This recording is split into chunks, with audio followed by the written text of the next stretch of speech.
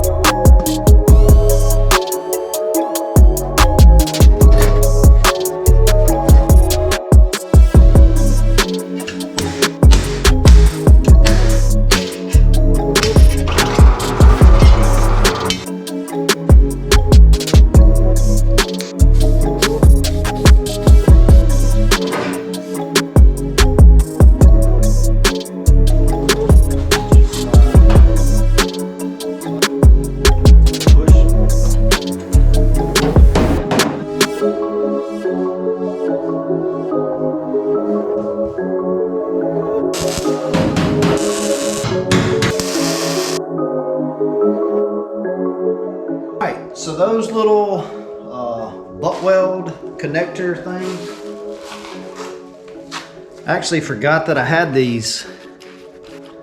But you basically put it inside of a joint, put that in the little keyway behind it, tighten up on it, and it'll bring your two pieces of sheet metal directly in line with one another. But the catch is, to be able to use these, you gotta have access to let this slide out when you're finished behind it. So if it's gonna be somewhere that's hidden and you don't have access to, you'll have no way to get that pin out. So let's go ahead and take these completely off, and then I can finish welding that whole section.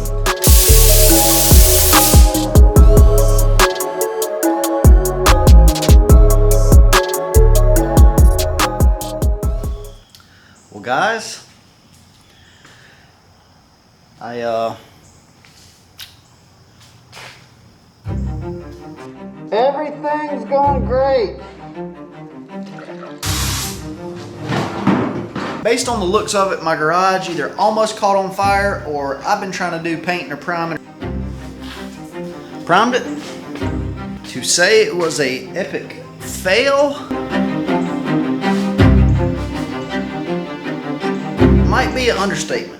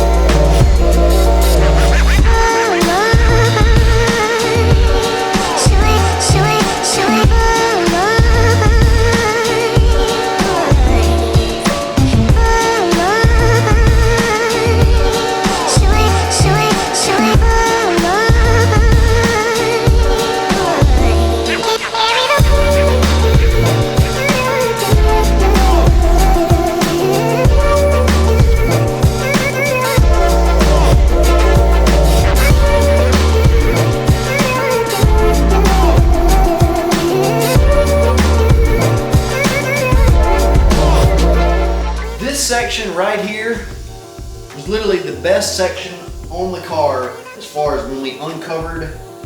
There was no hidden surprises. Now down here in this dog leg, there was tons of surprises. But anyways, I've already used the vacuum and got up all the big parts of the dust and stuff. We'll blow everything off. We'll wipe it down with some acetone, and then we'll get our primer mixed up, and then we'll lay down some primer.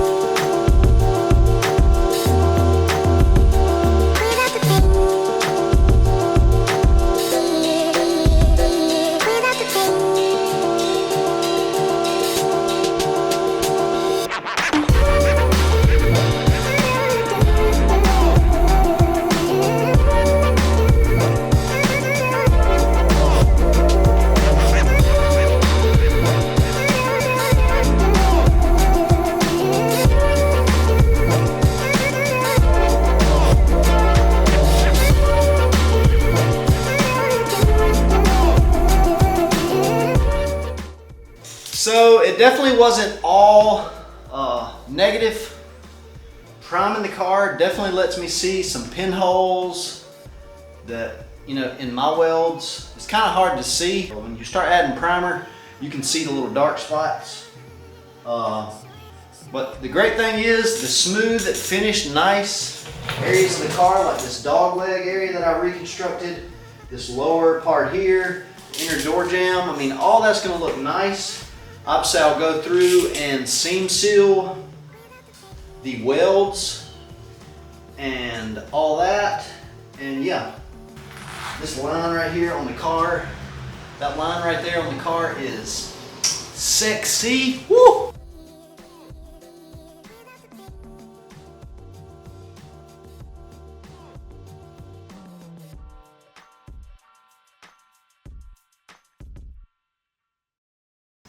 For sure, I'll have to be more prepared, but we got some stuff primed. Definitely got to get some drop cloths because I've only did one other application with the Harbor Freight gun. I sprayed some clear coat on a patina shop truck way back in some videos, but it wasn't as apparent, I guess, with it being clear, just how much overspray gets everywhere. Which I guess primer overspray getting everywhere on the Datsun ain't a bad thing. More protection. But yeah, I did learn some stuff about the mixing, all that good jazz. So moving forward, it may not be the most exciting videos for you guys, but I want to not so much look at a big project for each video. But whatever section I do get complete, I want to fully weld it, tape it off, whatever I need to do, prime it, so that that section will be done. Because there's a lot of going back I'm going to have to do for pinholes here or there that I didn't finish while I was at the section, because I was like, you guys don't want to see that. You guys don't want to see little pinholes getting filled. Maybe you do, I don't know, maybe you want to see all of it. But as far as keeping the viewer's attention, it's more or less like I want to show you guys bigger projects. But to just be real with you guys, I'm going to have to finish one section and move to the next. So I think initially another video, 2 or 3, it may seem like it's going slower as far as the progress, but I think it'll pick back up. As far as big areas of rust, it's the front radiator support area and a little bit on the upper end towards the front of the car on the lower frame rails. That's the biggest area, so to speak, as far as big rust that's still left in the car. Having said that, I'll show you guys just a few clips. It's like little sections here and there that add up to like, oh man, this is the reality of builds. A lot of YouTube channels, including myself, I've been guilty of this, and again, it's kind of for the viewers. Don't feel like you guys want to see every little minute detail, but it's like sometimes car builds suck. And when you start with a cheap base, which we got our money's worth out of the car just from the dash that came with it, 300 bucks. But when you start with a bad platform, this is the reality. So you guys want to go get a cheap project car, try to restore it from scratch with little to no experience, this is what you're going to run into. Small shop, I'm trying to prime, I got overspray everywhere, but I did wear my PPE. I gotta get some sort of ventilation, whether I get a few box fans and make my own ventilation, maybe to set up under the garage door. Anyways, I've rambled enough. I hope you guys enjoyed the first part, kind of documentary vibe-ish, just about the history of this build. If you want to find out the complete build history, why we started on it and then restarted on it, you can go back and check out that video, the full video. I think it's called Secret Behind the Build or something like that. I've been nothing but completely honest with you guys about the build, but it'll tell you the journey about what's been documented with it and what hadn't. If you made it to the end of this video without skipping around, huge shout out to you. As always, if you enjoyed it and you're excited about the future of it, Do me a favor, it greatly helps out the channel, it helps out the video itself. Smash the thumbs up button. I always enjoy chatting it up with you guys in the comments. And if you hadn't already, hit the subscribe button to the channel. Hopefully you guys enjoyed seeing me fumble my way around trying to prime this car. But the next time I do some priming on the car, I'll be better prepared. I will be better prepared. Great learning experience. They say you don't win or lose, you either win or learn. I did some learning. And prime, when you have bare metal, it's kind of shiny and reflective. It don't show a whole lot of imperfections, but there's definitely little pinholes and stuff here and there that I was like, man, you know, but it is what it is, guys. Hopefully you enjoy the transparency, the truth. I don't want to be one of them channels that just shows all the pros, all the pluses, all the great stuff. Sometimes, what I used to say in the videos, to get better at something, you got to suck at it at first. And today was a whole lot of, well, most of it was, you guys know what I'm saying. Anyways, that's all I got. Dusty Mac is signing out. I'm out. We'll see you guys for next Fab Friday. Hopefully you enjoyed this one. Peace out.